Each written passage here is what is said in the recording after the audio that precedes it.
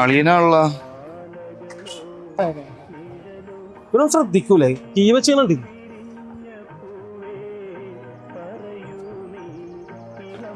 ചേട്ടാ അളിയാ ഇല്ലില്ല വണ്ടി ഓടിക്കായിരുന്നു. നമ്മുടെ ബെന്നിയൊക്കെ ആയിട്ടൊരു ചെറിയ കൂടല്. ഒരു കപ്പോർത്ത്, പിന്നെ ഒരു ചിപ്സ്, പിന്നെ ഒരു സവനപ്പെടുത്തേക്ക്. പിന്നെ ആ കാശിന്റെ കാര്യം ഞാനേ അടുത്ത ആഴ്ചത്തൊക്കെ സെറ്റാക്കാം. ആ കാര്യങ്ങളൊക്കെ അറിഞ്ഞല്ലേ. നീടാ ഒരു സോഡ എടുക്കണ്ടാ. ഇല്ല ഒരാഴ്ച കൂടെ ഉള്ളൂ, അടുത്ത ആഴ്ച കയറും. വിജയുടെ കണ്ണമൊന്നും ഒരു പ്രശ്നം ഉണ്ടാക്കിയെന്നില്ലൂടാ. അവന് ഭ്രാന്താടാ. ആ ഇത് പെങ്ങളും പിള്ളേരൊക്കെ എന്ത് ആ ഒരു ദിവസം അവരൊക്കെയായിട്ട് ഇറങ്ങ്. കുഴപ്പമുണ്ടായിരുന്നെങ്കിലും എന്ത് കുഴപ്പം? അമ്മയും തിരക്കുന്നുണ്ടായിരുന്നു. ബെന്നി വെള്ളം കുടിക്കാൻ സമ്മതിക്കൂടാ. ആ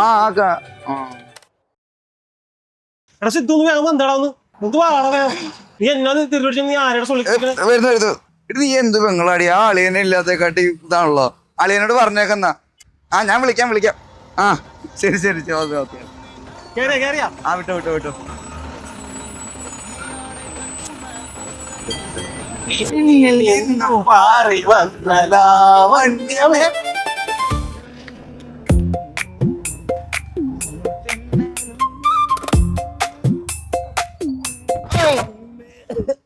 എന്തോ വിട്ടോളാ പിടിക്കുന്ന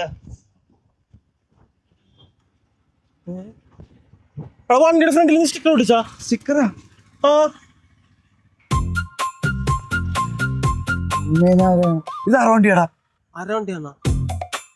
നീയല്ലേ കടയിൽ നിന്ന് വന്നപ്പോ വണ്ടി എടുത്തത്? വണ്ടി മാറിപ്പോടാ. വണ്ടി മാറിപ്പോയടാ.